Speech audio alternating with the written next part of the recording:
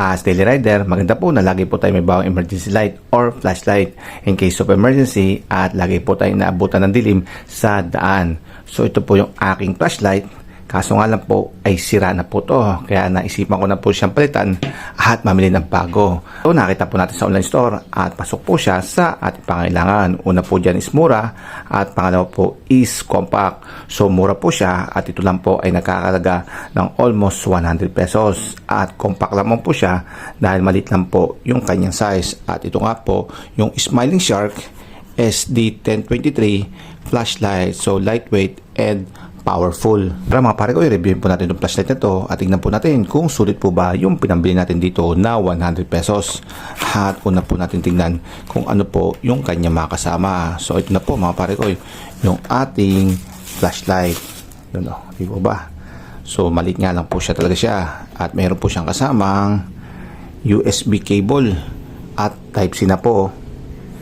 At meron pa po siyang kasamang yun, manual. So wag na po natin basahin dahil puro Chinese po ang nakasulat. Then lastly, ito, meron po siyang kasamang pampaliwanag.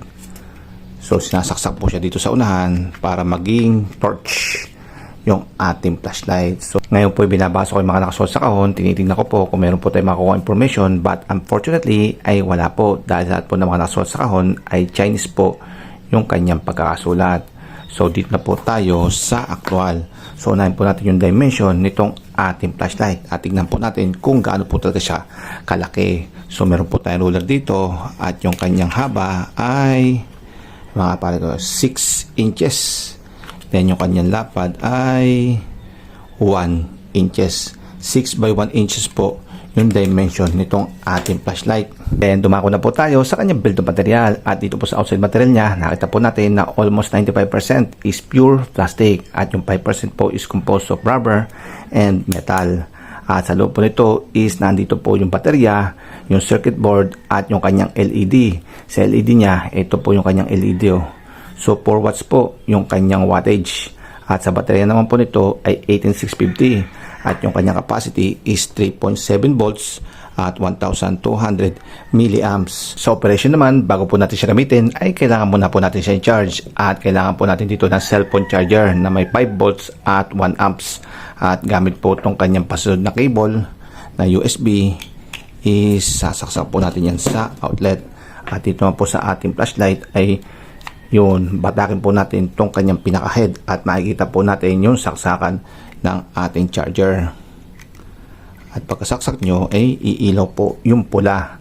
So magbiblink po yan habang nagcha-charge. At pag hindi na po siya nagbiblink, sabihin ay puno na po siya at pwede na po natin siyang gamitin. So itong ating flashlight ay may 3 modes po to. At ang una po dyan ay yun, yung flashlight. Then second ay strobe. Then last is ayun, yung kanyang lamp. Then ito, pwede natin gamitin tong pinaka-torch niya. So sasaksak lang po natin to. Ayun, meron na po tayong torch. Sa pag-focus naman po ng ilaw, ang gagawin lang po natin ay babatakin lang po natin tong pinaka-head niya.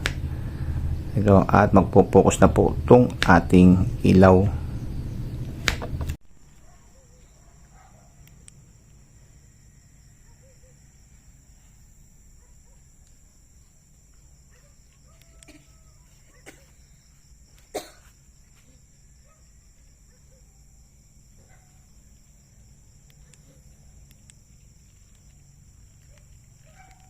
Beep, beep, beep.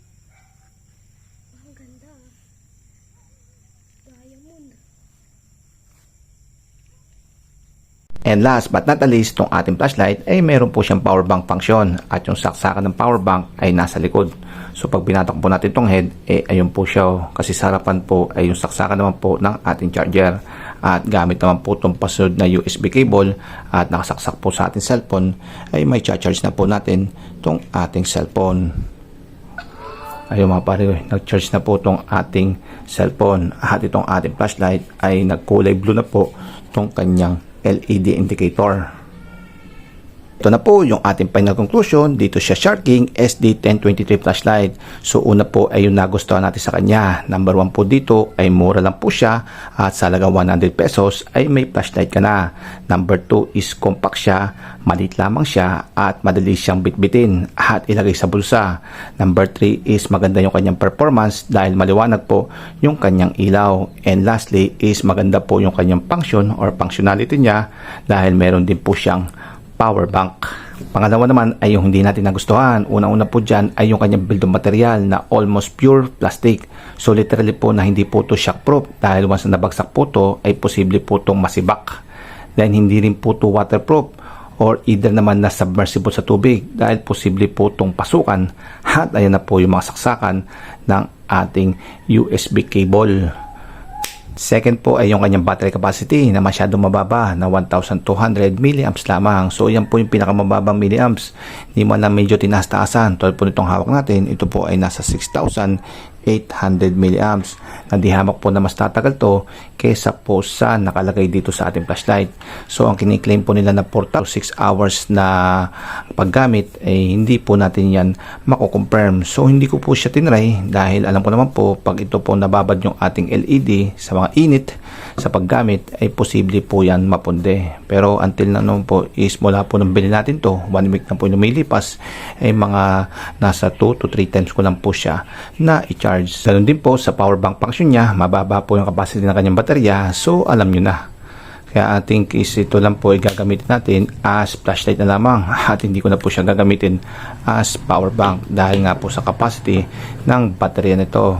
Sa 100 pesos lamang, ano pa po ba hinihiling natin? Kaya goods na po itong Shark King SD1023 flashlight. So ito, lagi ko po itong dala at ready to use in case of emergency. So ay mga pare ko, yung review ko dito kay Shark King SD1023 flashlight at ang masasabi ko naman is yung 100 po natin is sulit naman po.